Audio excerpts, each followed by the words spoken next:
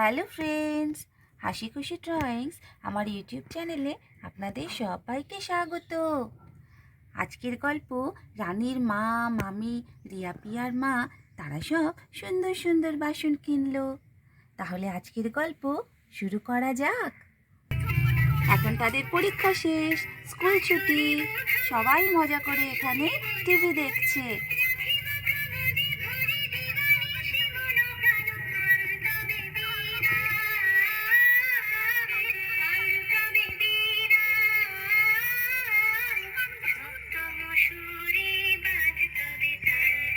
এদিকে সকালবেলায় এখানে রানীর বাবা মা, রানীর মা, কাকু সবাই বসে গল্প করছে।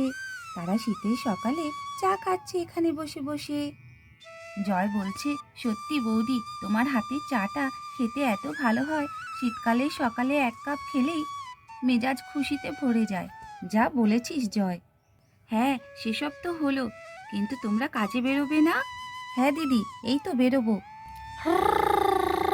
পিক পিক পিক পিক পিক পিক পিক পিক পিক পিক। স্কুটারে করে জয় আকাশ কাজে চলে আসে। তারপর এখানে রানীর ঠাকুমা আসে। কি গো বৌমা, মৌসুমি, রান্নার কতদূর জোগাড় হলো? তোমরা কি রান্না করছো আজকে? এই তো সব রান্নার ব্যবস্থা করছি, কিন্তু মা একটা সমস্যা হয়েছে। কি আবার সমস্যা হলো? এই তো পুজোর সময় বন্যায় কত বাসন কোসন ঘটি বাটি সবই তো জলে ভেসে গেল। এখন এত বড় সংসার, কত বাসনের দরকার বলুন তো? হ্যাঁ, সে তো ঠিকই, সে আর কি করা যাবে। বন্যা হলে এইরকমভাবে বাসন কোসন জামা কাপড় সবই তো ভেসে যায়, নষ্ট হয়। হ্যাঁ, কিছু বাসন কোসন কিনতেও তো হবে মাসিমা।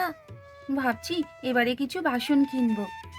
হ্যাঁ, ওই তো বাসনওয়ালা মাসি মাঝে মধ্যেই আসে, রাস্তার দিকে বাসন নেবে করে তো ডাকতে থাকে।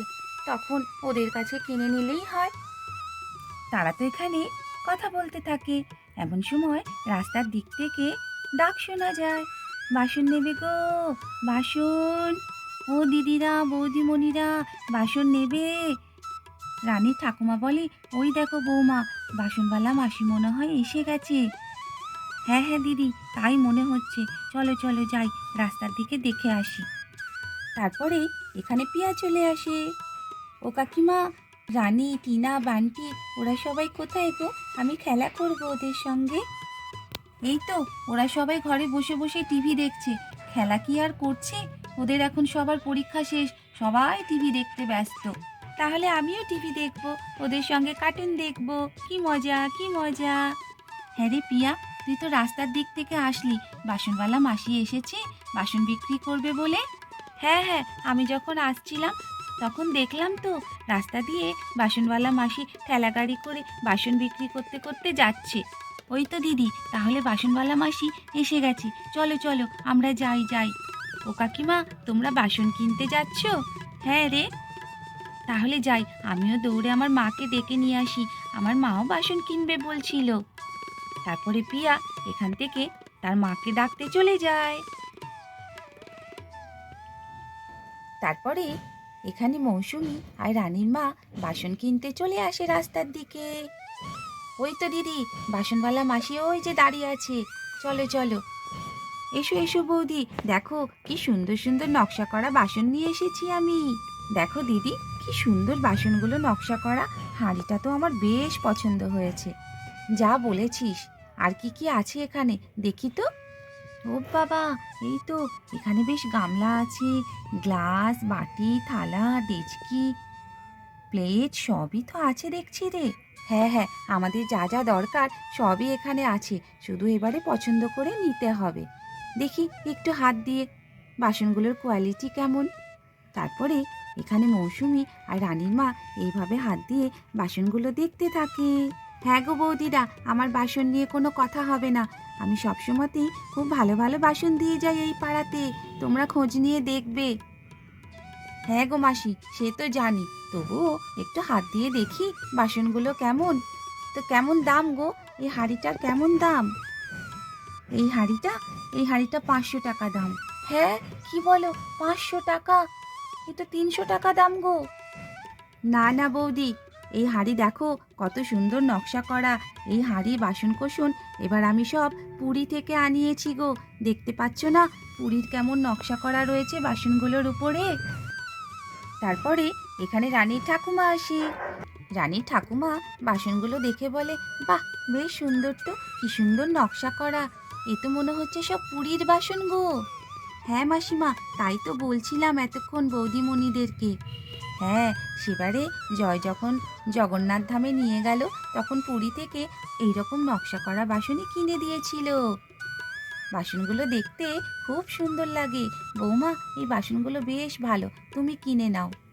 হ্যাঁ মা, নিচ্ছি তো, কিন্তু অনেক দাম বলছে। তাই? এই যে মেয়ে, এত দাম বলছো কেন আমাদেরকে?